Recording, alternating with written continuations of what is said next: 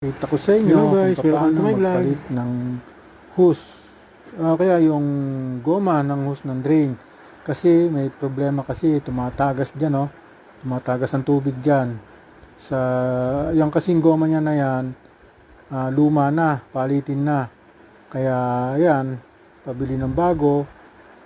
Yan ngayon siya. Ito ngayon yung bagong goma niya. Ayan.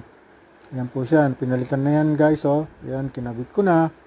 Kasi tumatagas nga dun eh. Yun nga yung kung nagko-control kung paano sa tubig. Kasi yun sa ilalim na yan, pagka i-drain, maakyat yung tubig. Dapat yung tubig ay hindi siya tumatagas. Pero ngayon, naayos ko na. Kaya yun, oh. Ayun, ibabalik ko na ngayon yung takip ng washing machine.